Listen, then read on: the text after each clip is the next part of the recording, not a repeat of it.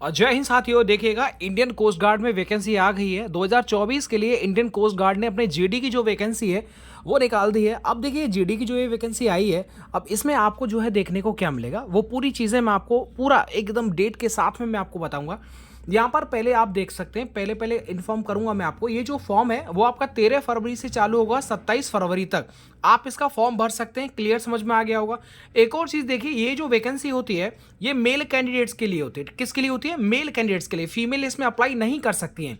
और ये जो वैकेंसी होती है वो नाविक यानी जनरल ड्यूटी जो नाविक होते हैं उनके लिए होती है। अब एजुकेशन की बात करता हूं।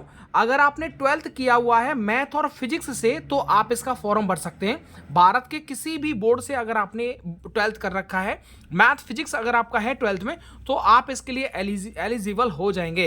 अब आगे बात करते हैं उम्र को लेकर के। तो उम्र की सीमा जो है वो देखिए कहां तक है।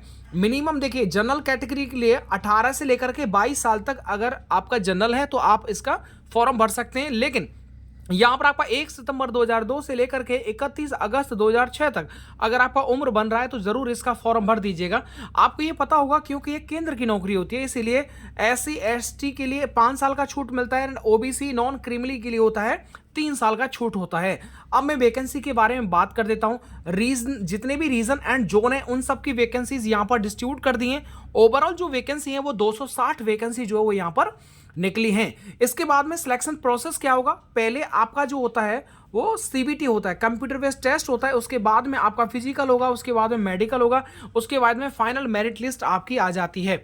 ये तो इसका सिलेक्शन प्रोसेस होता है। इसके बाद में देखिएगा, वही मैंने आपको बता रखा है, दोबारा बताने की जरूरत है नहीं। यहां पर आप देखिए रिटन एग्जाम में क्या होगा। देखिए, रिटन एग्जाम में आपको पता होगा 2 सेक्शन होते हैं पेपर में, फर्स्ट और सेकंड, जिनमें कि ये बोल रखा है कि कम से कम जो होता है सेक्शन फर्स्ट के अंदर आपको, अगर आप जनरल EWS या फिर OBC से हैं तो आपको सेक्शन फर्स्ट में 30 नंबर लाना जरूरी है। सेकंड सेक्शन में आपको 20 नंबर, एंड SC ST है तो 27 नंबर और 17 नंबर, इस तरह से। यानी SC ST वालों को 44 नंबर लाएंगे तो वो पास हो जाएंगे। साथ ही में अगर आप SC ST को छोड़ के अदर किसी कैटेगरी से हैं तो 50 नंबर कम से कम लाने आपको होंगे। आगे देखिएगा, आगे बोल रखा है सेक्शन फर्स्ट का जो सिलेबस है वो आपको यहां पर बता रखा है। सेक्शन फर्स्ट में आप देखिएगा मैक्सिमम मार्क्स हैं 60। ठीक है, टाइम आपको जो है 45 मिनट का मिलेगा।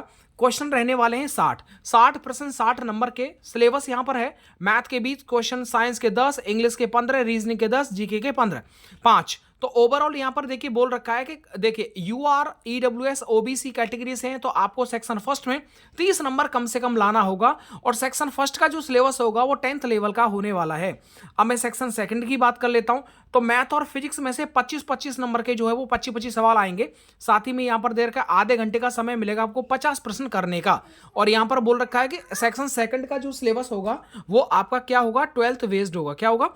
12th बेस होगा। और नॉर्मलाइजेशन आपको मिलेगा क्योंकि जो ये जो पेपर होता है वो ऑनलाइन और एक से ज्यादा शिफ्ट में होता है।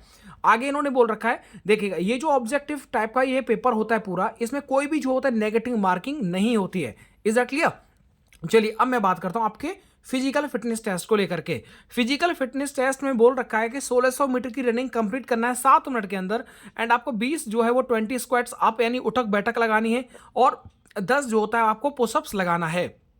आगे देखिएगा डॉक्यूमेंट ओ ये सब ओके, ये तो आपको पता ही है। बाकी जो जो इंपॉर्टेंट है वो मैं आपको इन्फॉर्मेशन यहाँ पर दे रहा हूँ। ठीक है, चलिए मैं थोड़ा नीचे बढ़ जाता हूँ। और यहाँ पर आप देखिएगा मेडिकल के लिए आपको पता होना चाहिए। हाइट की बात करता हूँ तो 157 इसका हाइट रहना चाहिए। ये मेल के लिए, फीमेल के लिए इसमें नहीं है। और एक और चीज़ देखिएगा, अगर आप हिल एरिया से संबंध रखते हैं, जैसे मणिपुर है या फिर असम है, नागालैंड है, अरुणाचल प्रदेश है, उसमें 5 सेंटीमीटर का हाइट में छूट दे दिया जाता है। ठीक है, आगे देखिएगा चेस्ट आपको पता है कम से कम जो है 5 सेंटीमीटर का फ्लैप होना चाहिए। वेट जो होता है वो आपको हाइट का प्रोपोर्शनल होना चाहिए। हियरिंग आपका सुनने की क्षमता नॉर्मल होनी चाहिए। ये चीजें। अब इसके बाद में आपका जो ट्रेनिंग है वो कब से, देखिए कब से चालू होगा। यहां पर बोल रखा है कि आपका जो ट्रेनिंग है वो सितंबर 2024 से जो है आपका ट्रेनिंग चालू हो जाएगा। तो सितंबर 2024 को मतलब आप समझ सकते हैं कि आप जो है वो ट्रेनिंग पर चले जाएंगे। तो ये एक पूरा जो डिटेल में मैंने आपको नोटिस है वो आपको समझा दिया। और मुझे नहीं लगता इसमें जो है अब कोई भी चीजें जो है थोड़ी भी बची हैं। अब आगे मैं बात करता हूं तो देखिए पे स्केल का बता देता हूं। जैसे यूपी पुलिस में 21,700 जो पे स्केल है वही इसमें नाविक जीडी में है। आपका 21,700 पे स्केल होगा। और एक और बात देखो, ये जो भर्ती है ये अग्निवीर की तरह नहीं है कि 4 साल में घर आ जाएंगे।